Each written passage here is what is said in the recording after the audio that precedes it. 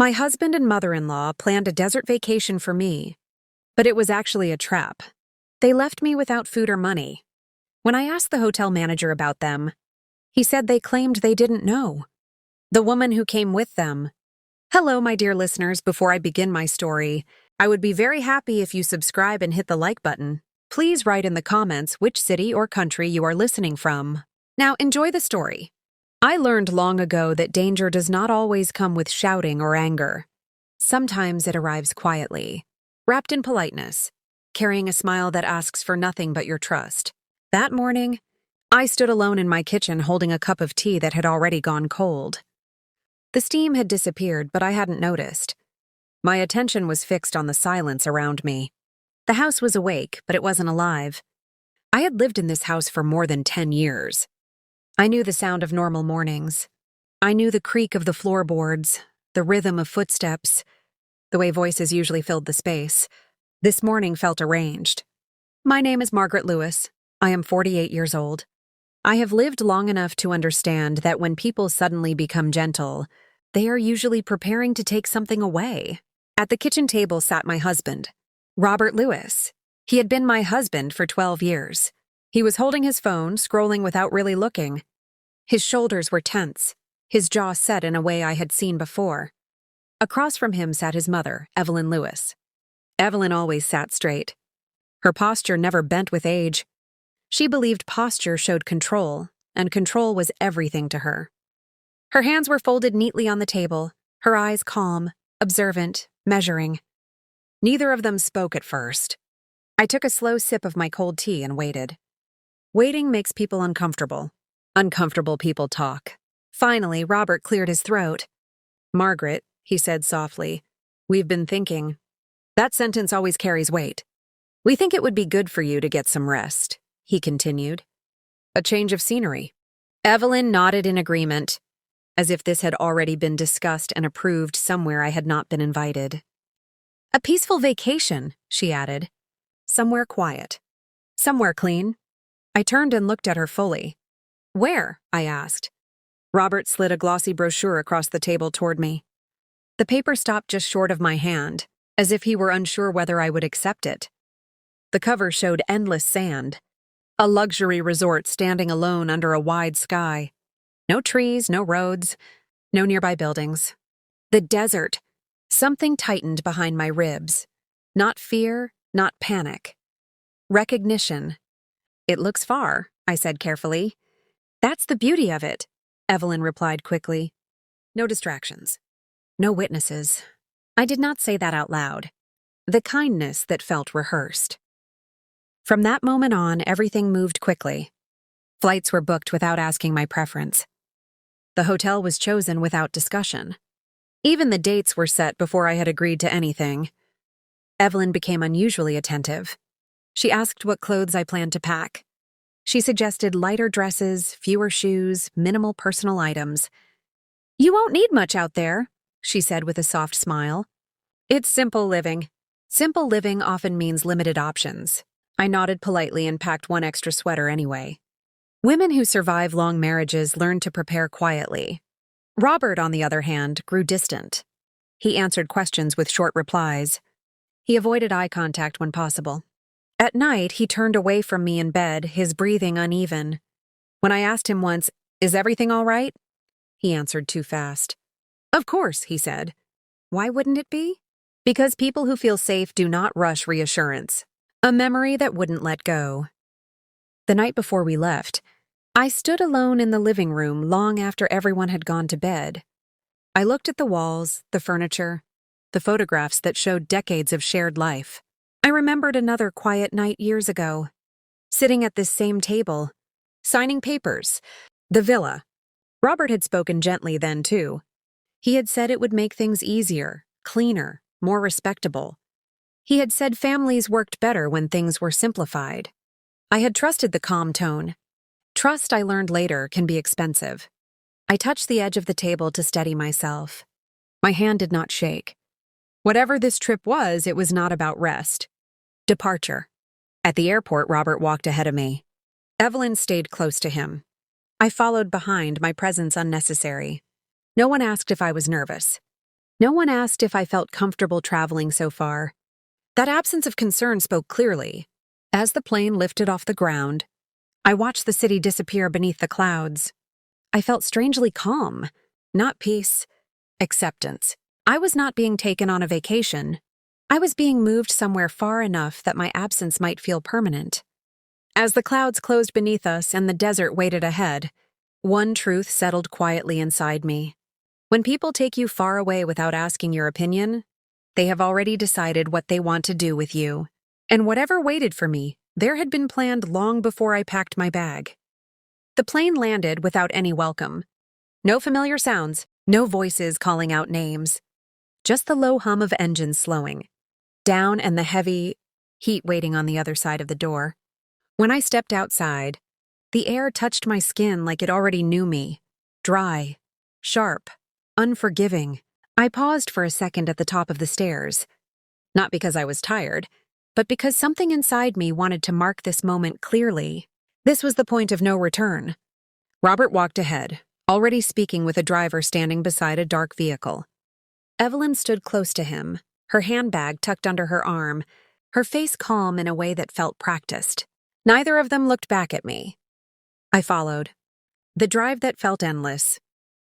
The road stretched forward like it had no intention of ending. Sand on both sides. No houses, no signs of life. Just heat and distance. I checked my phone. No signal. That happens out here, Robert said quickly, glancing at me through the rearview mirror. Remote places are like that. Remote. People use that word lightly when they are not the ones being isolated. I placed the phone back in my bag without comment. The driver did not speak. I was grateful for that. Silence leaves room for observation. Evelyn looked out the window, not at the view, but beyond it, as if she were counting how far we were from everything else. I wondered how long she had imagined this drive. Arrival at the resort. The resort appeared suddenly, rising out of the sand as if it had been placed there deliberately to be unreachable. Tall walls, clean lines, heavy doors, a place designed to keep things in and people out. Inside, cool air washed over my skin. Too cold after the heat outside, my body reacted immediately. Robert stepped up to the front desk. He handled everything, documents, keys, conversations. I noticed something small but important. He was given 2 key cards. Is there a mistake? I asked quietly. No, Robert replied without looking at me. We'll sort it out later. Later, Evelyn smiled. You must be tired, Margaret. Let's get settled first. Settled. That word felt final. The room at the end. My room was far down the hallway. The quiet end. No neighboring doors opening. No voices passing by.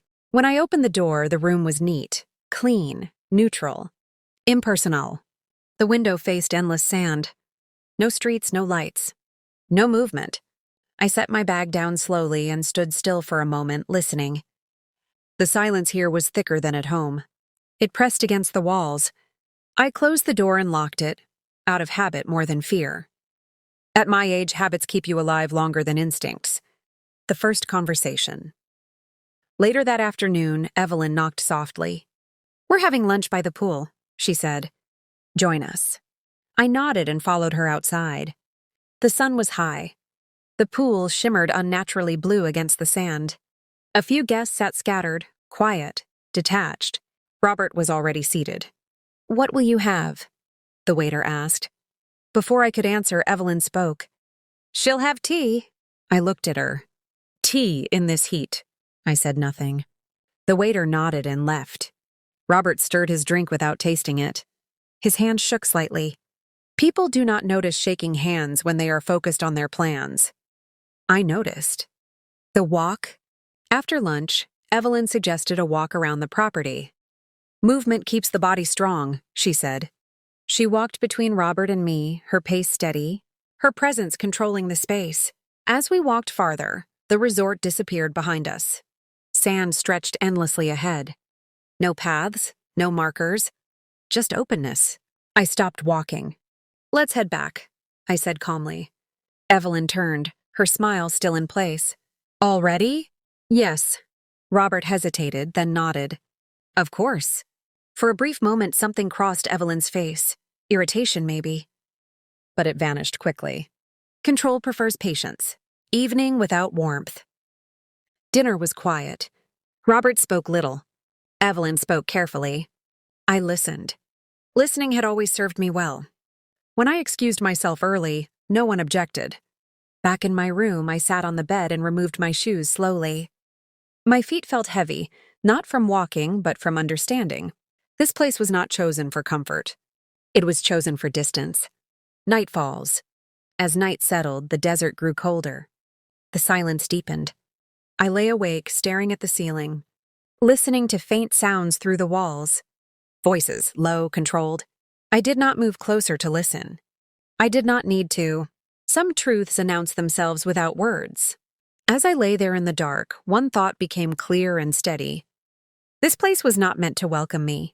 It was meant to contain me. And tomorrow I would learn exactly why. Morning arrived without mercy. The desert sun does not ease into the day. It rises fully formed, bright and unforgiving, as if it has no time for hesitation. When the light entered my room, it landed directly on my face. I opened my eyes and lay still for a moment, listening. No voices. No footsteps. Only the low hum of the building breathing. I sat up slowly. My body felt rested, but my mind was alert in a way it hadn't been in years. Alertness does that. It sharpens everything. I dressed carefully, choosing neutral clothes. Nothing that asked for attention. When people are planning something around you, being unnoticeable gives you space to see clearly. As I opened my door, I noticed something small. Robert's door was already closed. Evelyn's too. That felt intentional. Breakfast without choice. At breakfast, the room was nearly empty. A few guests sat far apart, speaking softly, as if the desert had taught them restraint. Robert arrived late again. Evelyn followed him, her expression calm, her posture firm. "Good morning," I said. "Morning," Robert replied, not meeting my eyes. Evelyn nodded politely and sat down. The waiter approached. "What would you like?" Before I could answer, Evelyn smiled at him. "She'll have oatmeal." "And tea." Again, I felt a slight tightening in my chest. Not anger, not hurt. Awareness. I smiled at the waiter. "That will be fine." Control often works best when it doesn't look like control. Robert stirred his coffee, his hand shaking just enough to be noticeable if you were watching closely. I was watching closely. The invitation. After breakfast, Evelyn dabbed her lips with a napkin and looked at Robert. "We should talk," she said. "All of us." Her eyes met mine briefly. There was no warmth there. Only purpose. "Of course," I replied. She stood and gestured toward a quiet sitting area at the edge of the property. It was shaded, secluded, and far enough from other guests to feel intentional. Robert followed without speaking. I walked behind them, feeling the weight of the moment settle into my shoulders. Not heavy, just real. The seating arrangement. Evelyn sat first, choosing the chair that faced the open desert. Robert stood behind her for a moment before sitting beside her. I took the chair opposite them. That placement mattered. This was not a discussion. It was an announcement. For a few seconds, no one spoke. The air conditioner hummed quietly. Somewhere far away, wind moved sand across stone. Evelyn folded her hands. "Margaret," she began, "we need to be honest with each other." Honesty announced is rarely gentle. I nodded. "Go on." She looked at Robert, then back at me. "You've reached a point in life," she said slowly, "where adjustments are necessary." Adjustments. That word landed carefully, like it had been tested before being used. Robert shifted in his seat. Evelyn continued. "Change is not always easy, but it is sometimes required." Required by whom, I wondered. Being measured aloud. She leaned forward slightly. "You've lived a full life," she said. "You've done well. But not everyone knows when to step back." Step back. The desert stretched behind her, wide and empty, as if agreeing. I remained quiet. Silence invites people to keep talking. "At this stage," she continued, "Robert needs a future that fits where he is now." I looked at Robert. He stared at the ground. The moment. Everything shifted. Evelyn's voice stayed calm. "Your role," she said, "has changed." Changed. Right now, she added, your primary value is the villa. The words settled into the space between us. Not loudly, not cruelly, just stated. For a brief moment, my body reacted before my mind did. My breath slowed. My shoulders dropped. Something inside me clicked into place. So this was it. I did not cry. I did not raise my voice. I listened. The villa spoke in like property. The villa is in Robert's name, Evelyn continued, and it needs to remain there for what comes next. What comes next? I waited for Robert to speak. He didn't. My eyes moved to him slowly. Is this what you believe? He swallowed. It's just practical, he said quietly. Mom's right. Practical. Decades of shared life reduced to convenience. I nodded once. I see. Evelyn watched me carefully, perhaps expecting resistance. When none came, she relaxed slightly. You've always been sensible, she said. That's why this will be easier than you think. Easier for whom? Understanding without collapse. In that moment, I understood something very clearly. They were not asking me to agree. They believed I already had. They had rehearsed this conversation. They had imagined my reaction, tears, anger, confusion. My calm disrupted their expectations. That was useful. Robert's silence. I turned to Robert again. You're comfortable with this? I asked gently. He hesitated, then nodded. I want peace, he said. No complications. Peace. People often use that word when they want freedom from responsibility. I felt no urge to argue. Arguments are wasted on decisions already made. The conversation ends. Evelyn stood. We'll talk more later, she said. You should rest. Rest. She always ended difficult moments with that word, as if rest could erase what had been said. They walked away together. I remained seated. The chair felt solid beneath me. The floor did not move. The world continued. Inside me, something closed, not painfully, but firmly. Alone with the truth. I sat there long after they were gone, listening to the quiet. This was not a misunderstanding. This was planning. They believed my life had reached its usefulness. They believed distance would make acceptance easier. They believed wrong things about the wrong woman. As I finally stood and walked back toward my room, one truth followed me closely. They thought the hardest part was over. They thought I would fade quietly from the picture. They had no idea what I was capable of when left with nothing but clarity. I returned to my room and closed the door gently. Not softly and gently. There is a difference. Softness can be weakness, gentleness is control. I sat on the edge of the bed and let my hands rest in my lap. They were steady. That surprised me. I had expected some shaking, some sign that my body understood the danger before my mind could arrange it. Instead, there was clarity. They had said the words out loud. That mattered. People reveal their true plans once they believe you are already defeated. I lay back for a moment and stared at the ceiling, letting the room breathe around me. The air conditioner hummed quietly. Outside, the desert held its silence. I was not finished listening. The invitation that wasn't optional. In the late afternoon, there was a knock at my door. 2 light taps, controlled. I knew who it was before I opened it. Evelyn stood there, her face composed, her posture straight. She carried her handbag as if it were part of her body. We're having tea, she said. Come join us. Not would you like to. Just come. I nodded. I'll be right there. She turned and walked away without waiting. That told me everything. Seated as an observer, we sat in the same shaded sitting area as before. The chairs had not moved. The placement was identical. Consistency comforts people who believe they are in control. Robert was already there, seated beside his mother. His shoulders were tense. He looked up briefly when I arrived, then looked away. I sat across from them again. The server brought tea. 3 cups. One arrangement. Evelyn waited until the server left. Then she reached into her purse. The phone. She took out her phone and placed it on the table between us. Slowly, deliberately. This, she said, tapping the screen once, is my sister's daughter. She turned the phone so that Robert could see first. Then she turned it toward me. A young woman looked back from the screen. Her expression was confident. The picture had been chosen carefully. Lighting, posture, smile, everything arranged to send a message. This was not about affection. This was presentation. She's kind, Evelyn continued. Adaptable. She understands what men need. I watched Robert's face. It changed, not with joy, not with excitement, with relief. That was the moment something inside me hardened. A conversation that did not include me. She's willing to start a new life, Evelyn said. Fresh, without complications, without me. Robert cleared his throat. Mom thinks it's best. Best. That word again. I kept my voice even.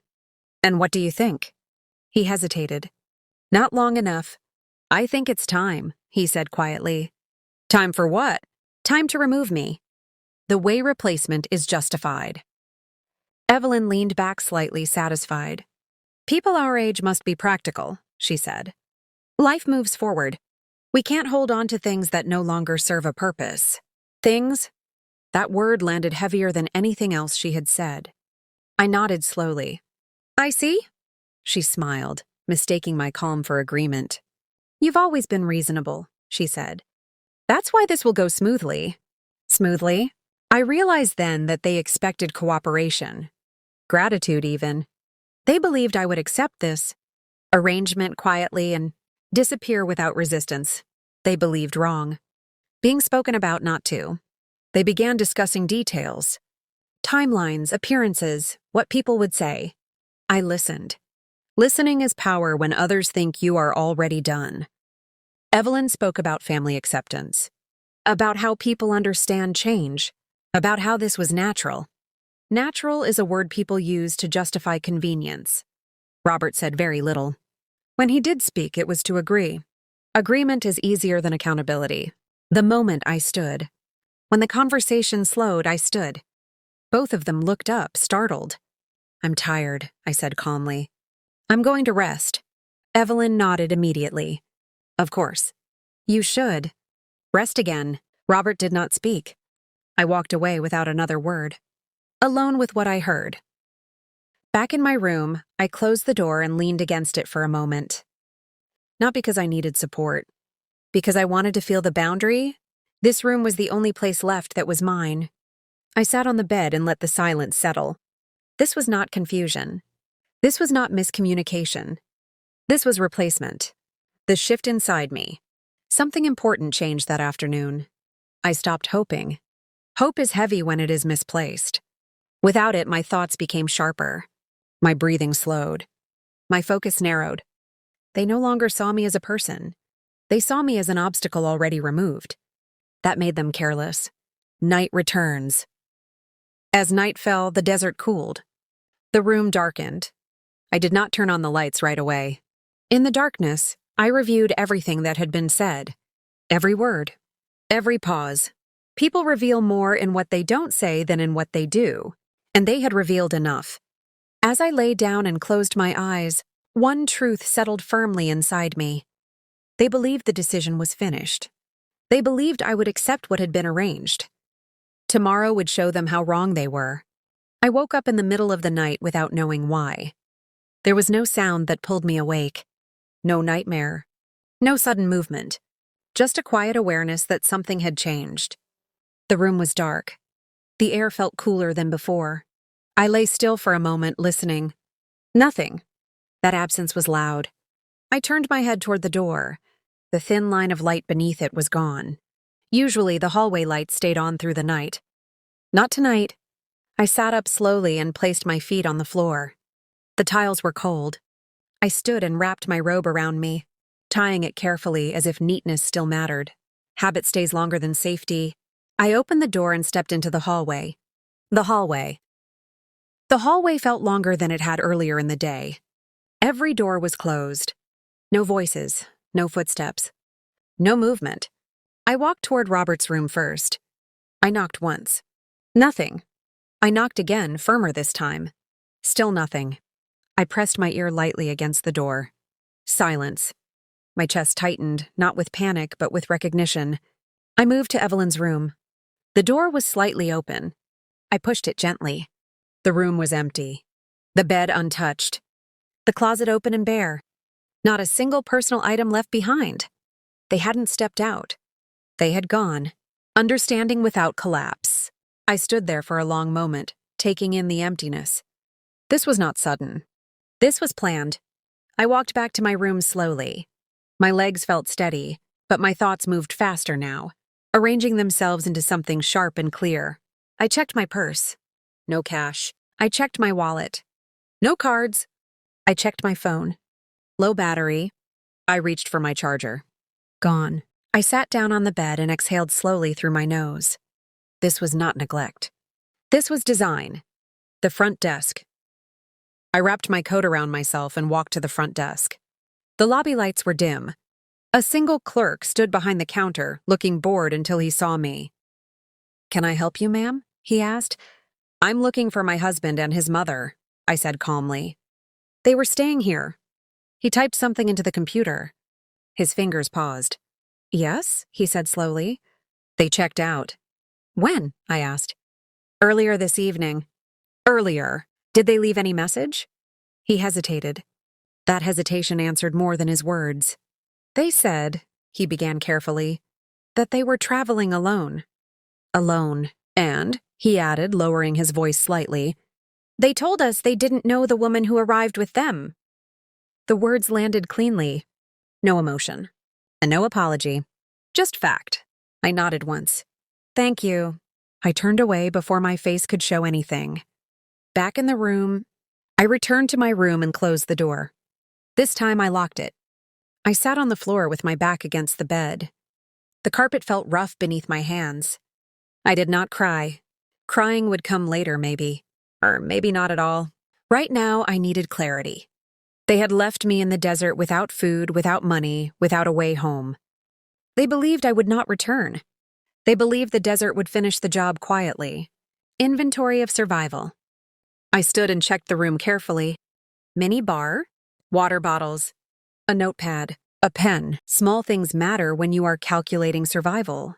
I drank water slowly, sat on the bed, let my heartbeat settle. Fear wants chaos. I refused it. The longest night. Hours passed. The desert outside was silent, unmoved by human plans. The temperature dropped sharply. I wrapped myself in blankets and sat upright, unwilling to sleep. Sleep would make me vulnerable. I thought about every moment leading up to this night. The brochure, the silence, the calm words, the careful packing suggestions. They had never planned to bring me back. Morning without them. When dawn arrived, it brought light but no comfort.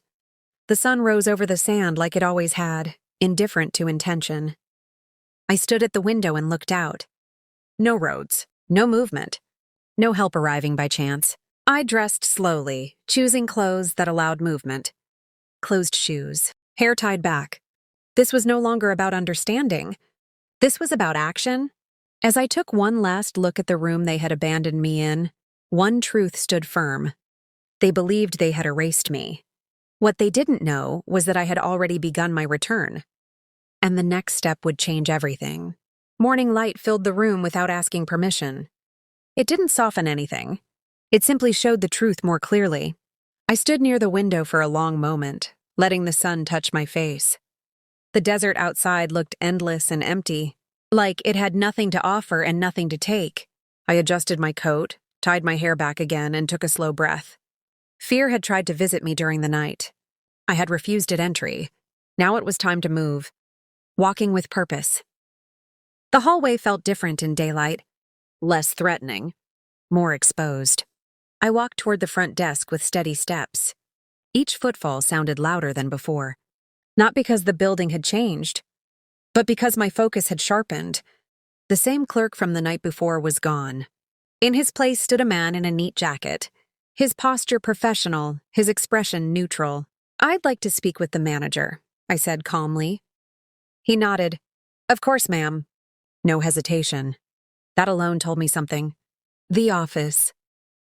The manager's office was small, clean, and orderly. No personal items. No photographs. Just efficiency. He stood when I entered. "Please sit," he said. I sat. My hands rested in my lap. Still steady. "How can I help you?" he asked. I did not rush. My husband and his mother left last night, I said. They told your staff they didn't know me. He did not look surprised. That was important. Truth without emotion. Yes, he said after a brief pause. That is correct. And no apology. No defense. Just confirmation. They checked out around 9 in the evening, he continued. They requested immediate transportation. I nodded slowly. They were very clear, he added. They stated they were traveling alone. Alone. And they asked that no information be shared with anyone else. Anyone else, including me. Evidence speaks quietly.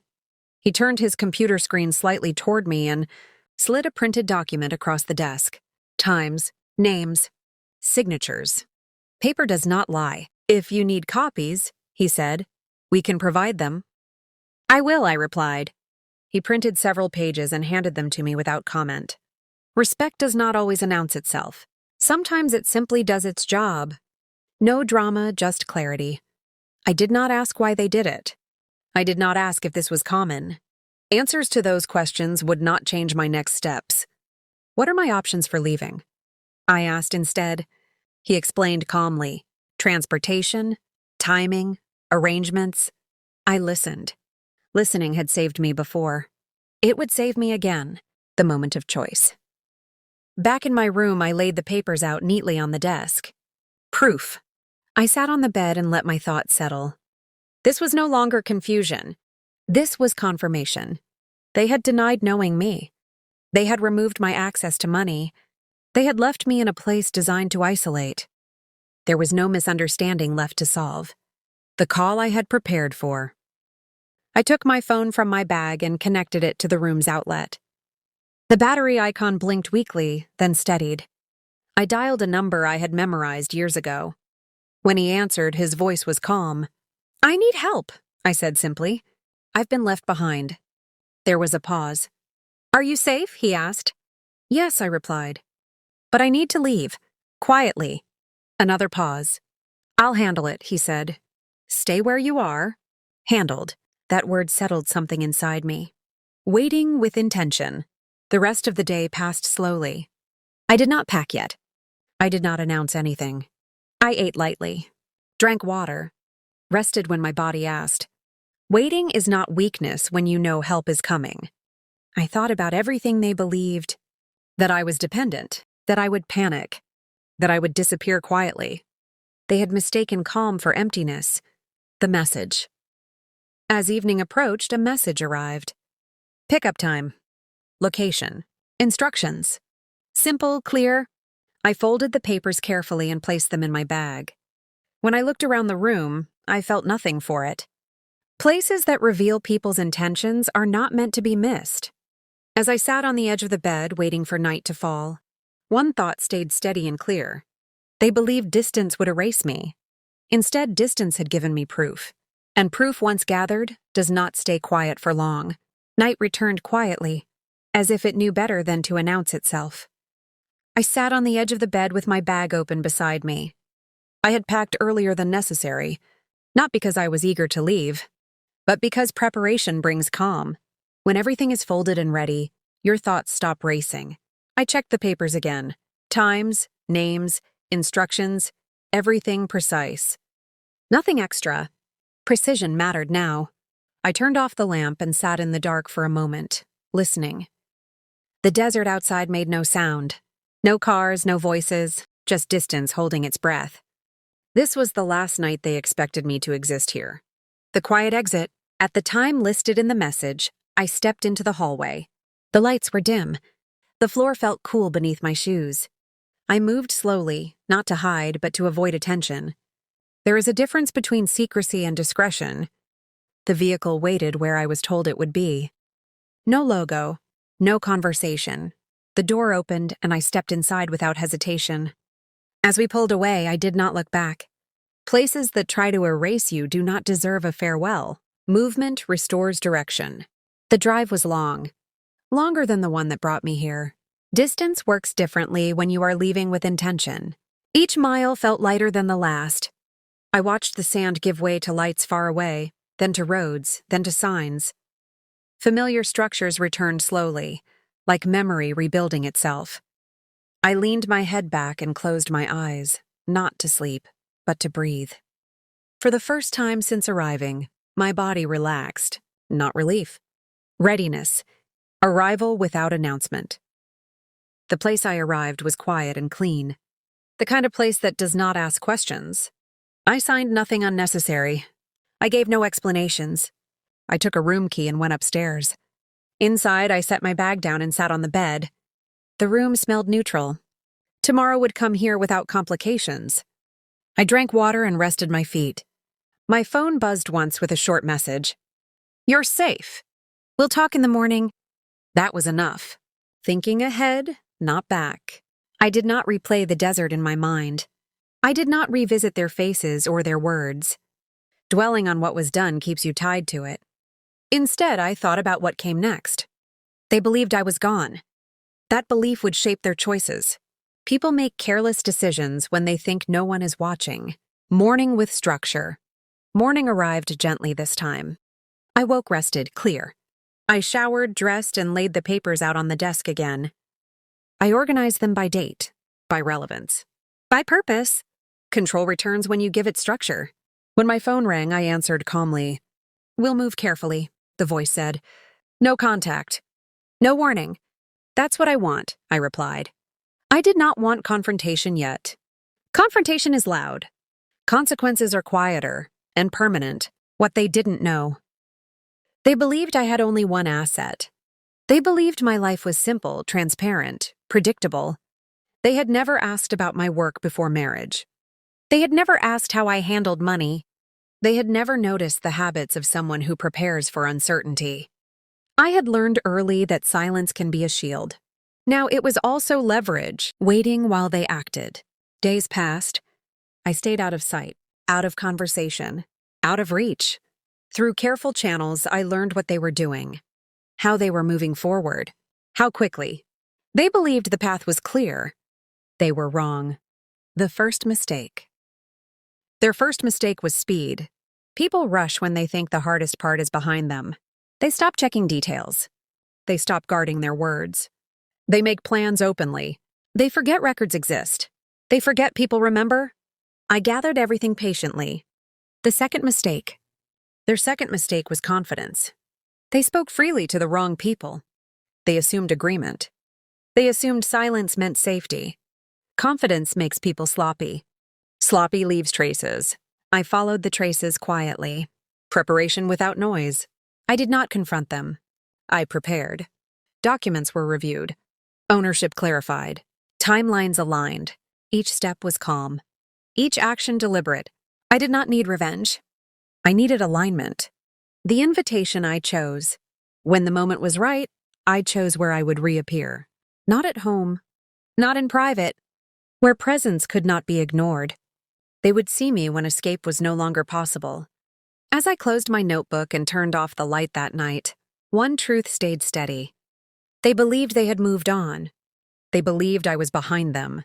They had no idea I was about to walk directly into the center of their certainty. I did not rush my return. Rushing belongs to people who feel cornered. I was not cornered. From the quiet place where I stayed, days passed in a slow, measured way. I woke early. I drank water. I wrote notes by hand. Writing slows the mind enough to let truth surface. I watched from a distance as their lives rearranged themselves. Distance is powerful when it is chosen. The assumptions they made. They assumed I had nothing beyond what they could see. They assumed my life had been simple, that I had depended on Robert's decisions, that I had signed papers without understanding them. They assumed wrong. Before marriage, I worked long hours. I learned contracts. I learned what signatures mean when spoken promises fade. I learned to separate emotion from structure. I learned to prepare without announcing it.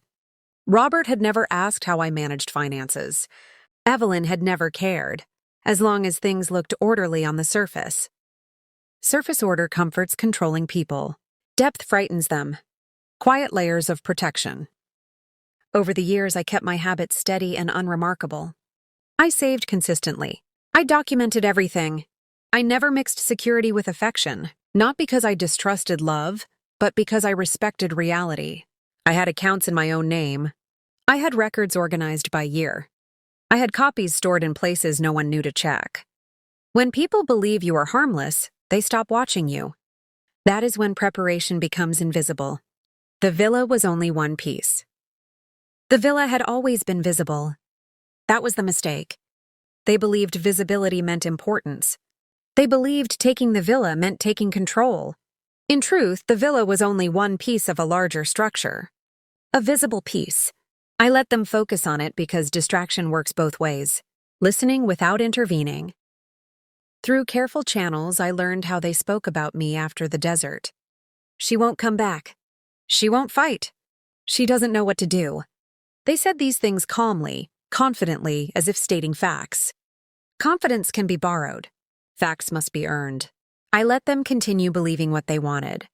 Belief shapes behavior. Behavior creates evidence. Their new momentum. They moved quickly. Announcements were made. Conversations were had. Plans advanced without hesitation.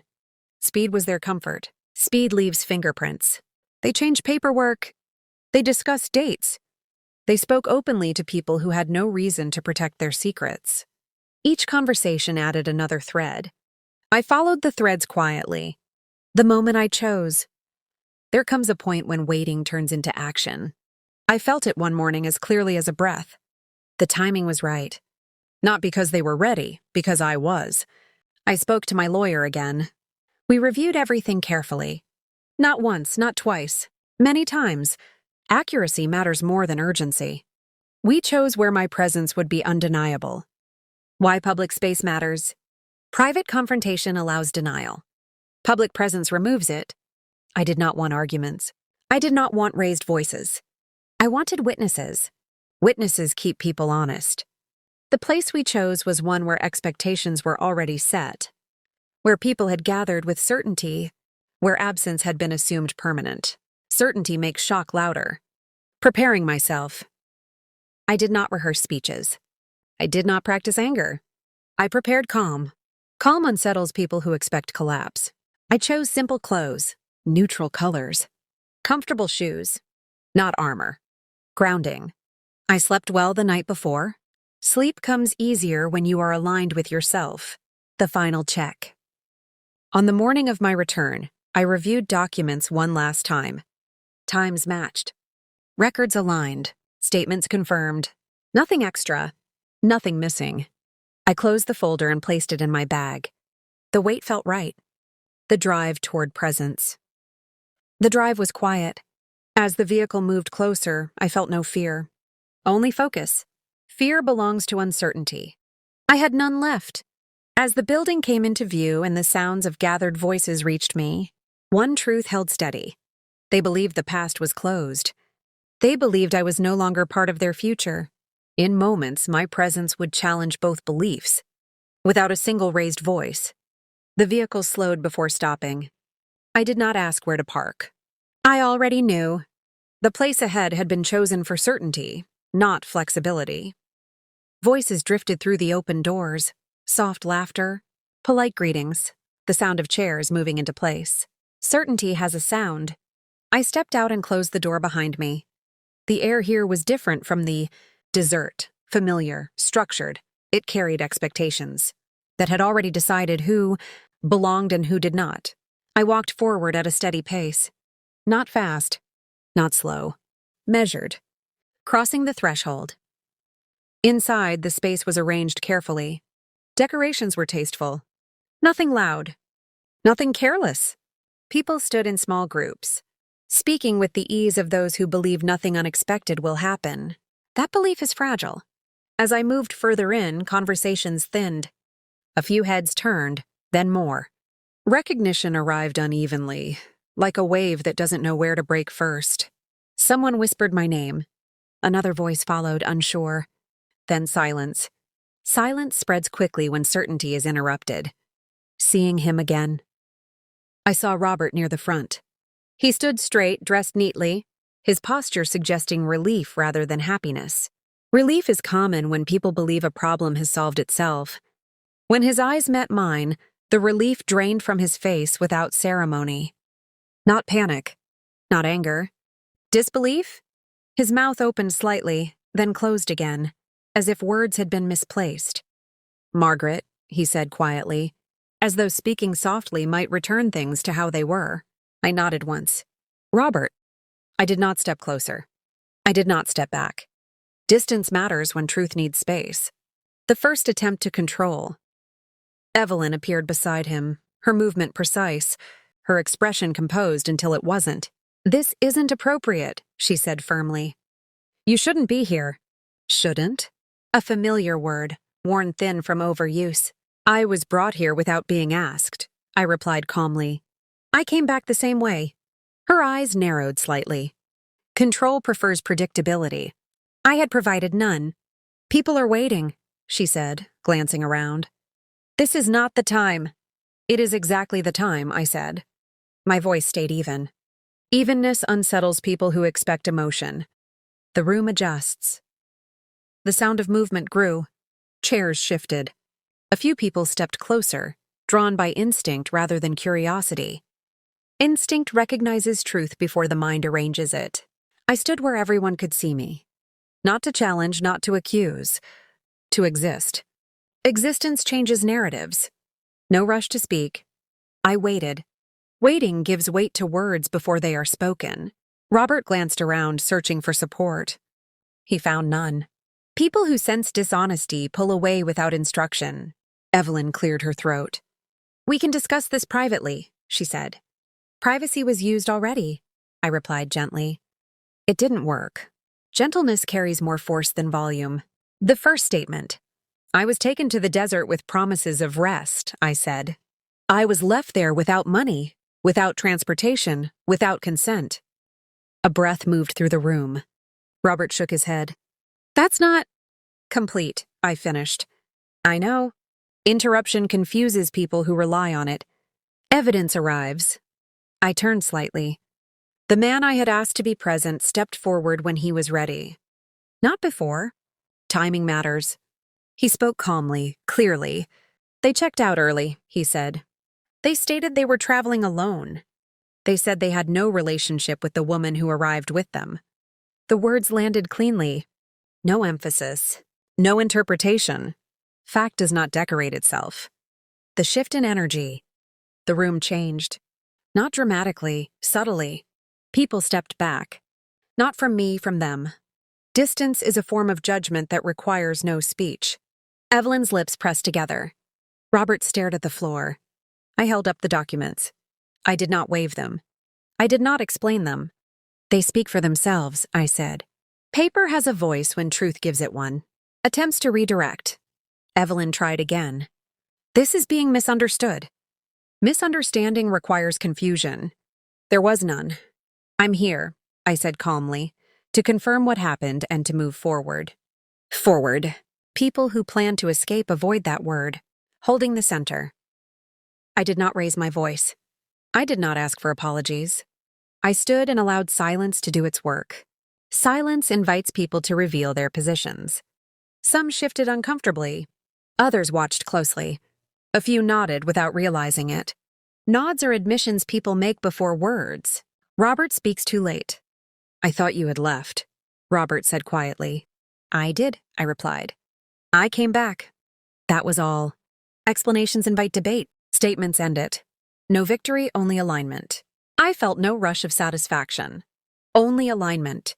Things were now where they belonged. In the open, with witnesses, with records. I had not returned to argue. I had returned to establish reality.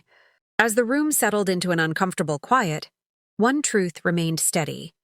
Presence had done what absence could not. And what followed next would not require my voice at all. Only process. The room stayed quiet longer than anyone expected. Not the respectful kind of quiet. The kind that searches for an exit. I did not fill it.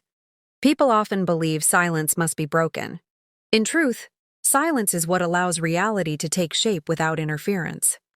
I stood where I was. My posture stayed relaxed. My breathing stayed even. When you remain calm while others grow uneasy, the balance shifts without effort. The first step back. Someone cleared their throat. A chair scraped lightly across the floor. Few guests exchanged looks that carried questions they didn't yet know how to ask. I didn't look at them. I looked at Robert and Evelyn only once more. Not with anger. Not with triumph. With finality. Then I turned away. Turning away is powerful when it is chosen. Leaving without running.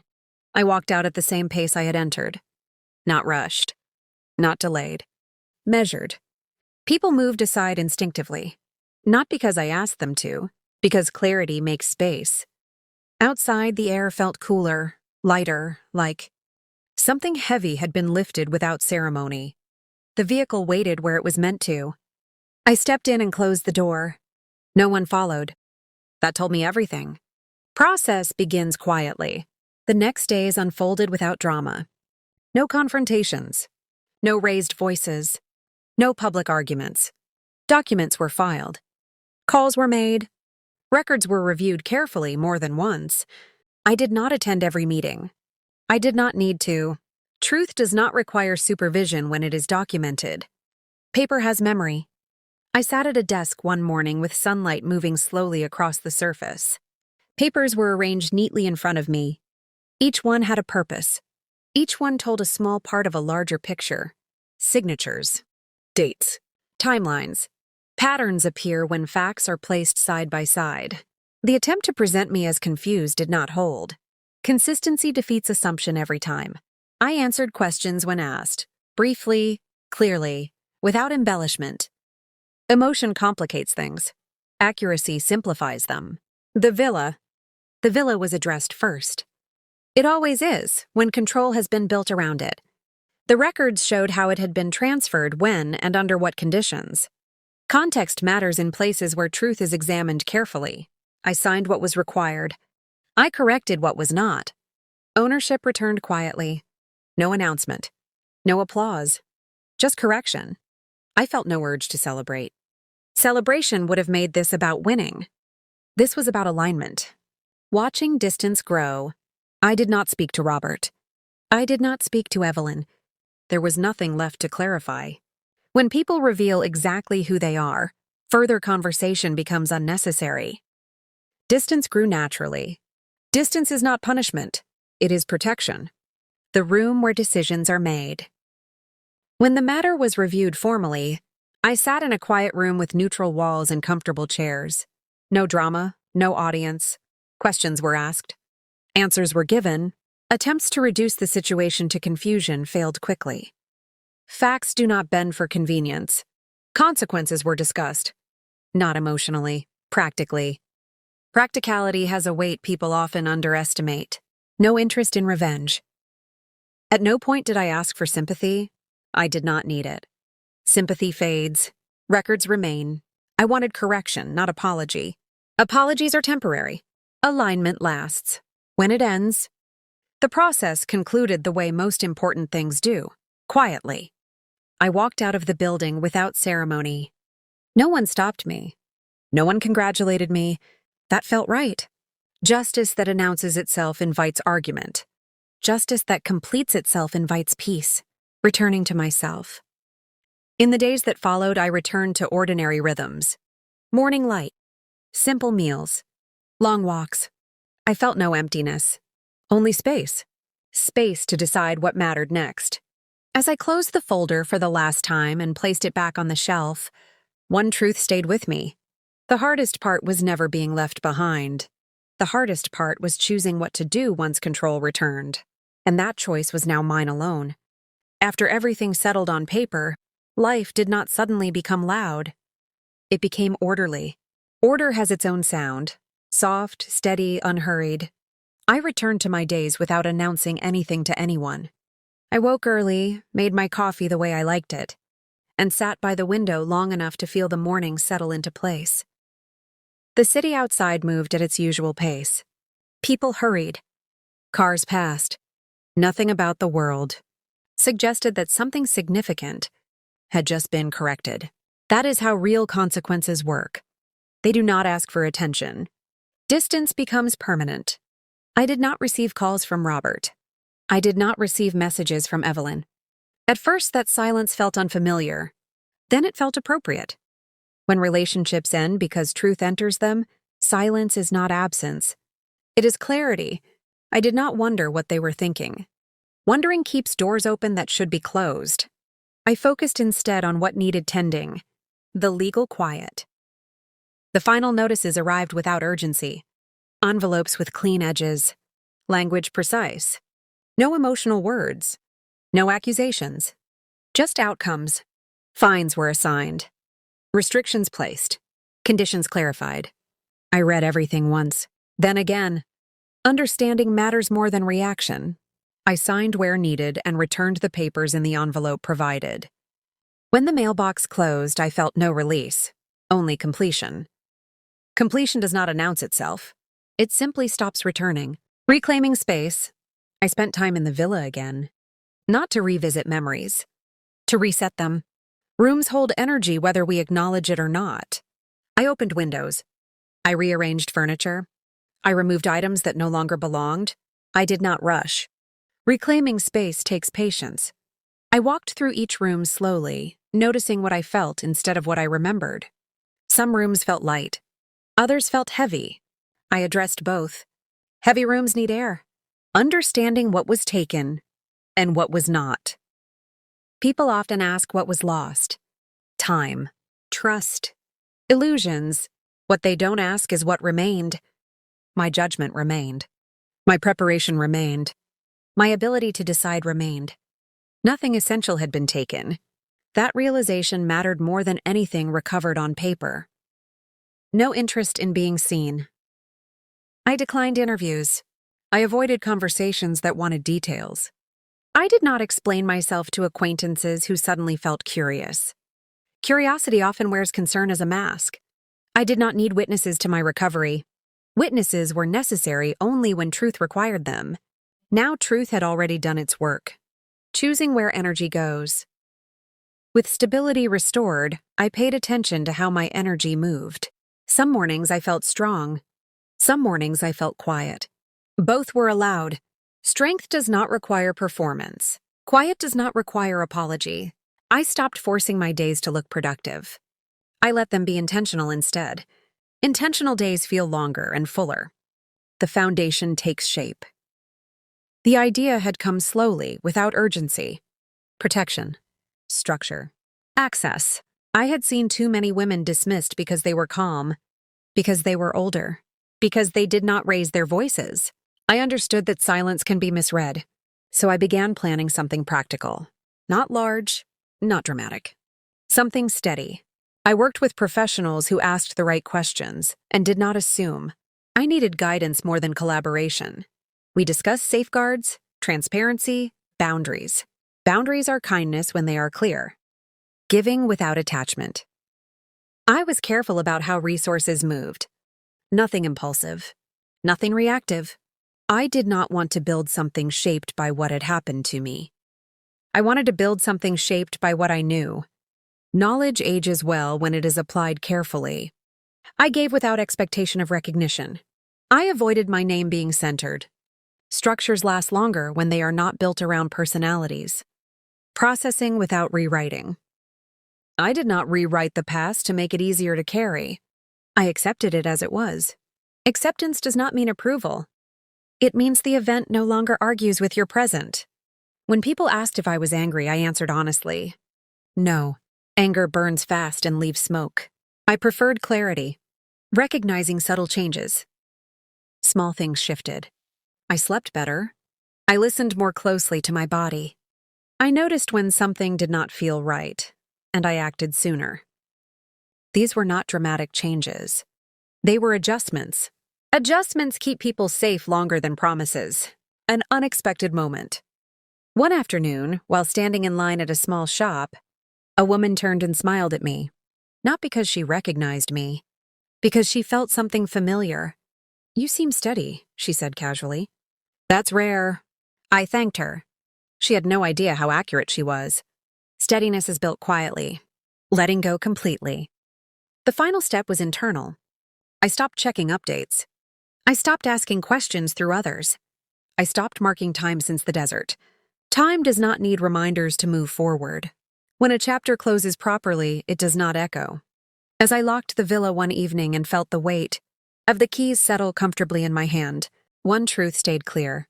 What had been corrected was not only legal or financial, it was internal. And with that alignment complete, the next step would not be about defense, but about direction.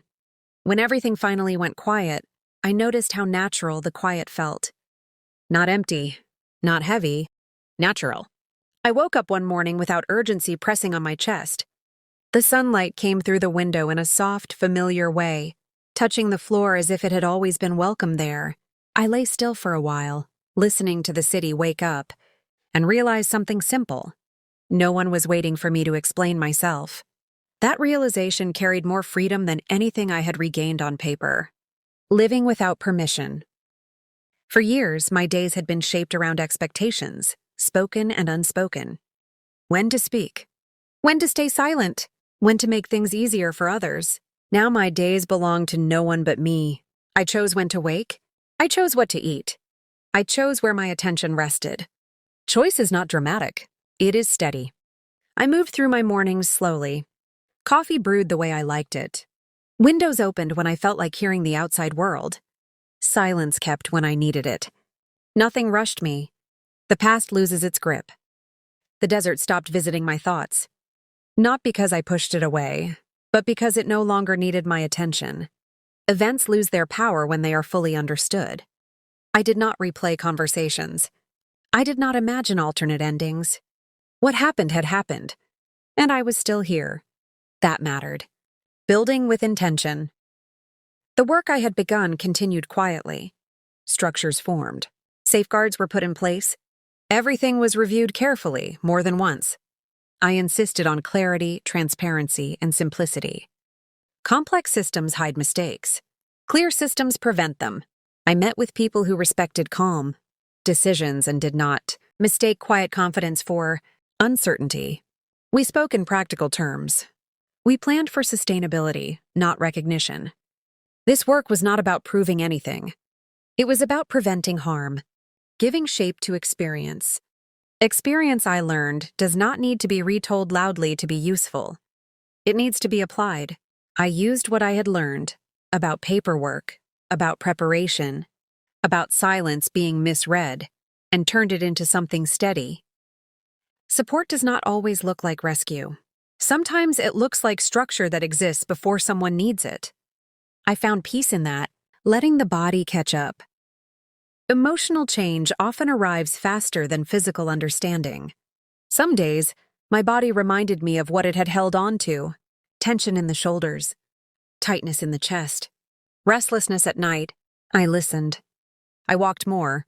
I rested without guilt. I allowed fatigue to pass without labeling it weakness. Healing is not linear.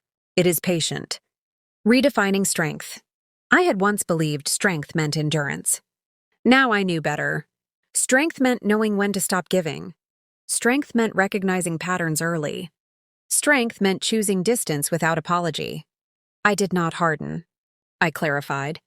Clarification protects far better than bitterness ever could. People respond to stability. Something interesting happened as time passed. People responded differently to me, not because they knew what I had been through. Most did not, but because stability changes how others approach you. Some spoke more honestly. Some listened longer. Some stepped back without explanation. All of it felt appropriate. Stability invites honesty, even when it makes others uncomfortable. No need for closure conversations. I did not seek final conversations with Robert. I did not seek acknowledgement from Evelyn. Closure does not require agreement from those who caused harm. Closure comes when your present no longer asks questions of the past. Mine did not. A life that fits.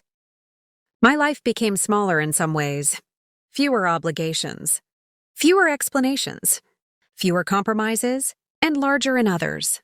More clarity. More choice. More peace. A life that fits does not demand adjustment every morning. You wake up already aligned. What remains true? Here is what I know now without decoration. People will underestimate quiet individuals. They will mistake patience for weakness. They will assume age reduces awareness. Let them. Underestimation reveals intentions faster than confrontation ever could. Preparation outlasts confidence. Documentation outlives denial. Presence changes outcomes. The final alignment. One evening, as I sat by the window watching the light fade, I placed my hand over my chest and felt my breathing, slow even, unforced. No urgency, no fear, no need to prove survival. I had not rebuilt my life. I had returned to it. Closing. I was not erased in the desert. I was clarified. And clarity, once found, does not leave you again. It simply walks with you. Quietly. Steadily. Forward.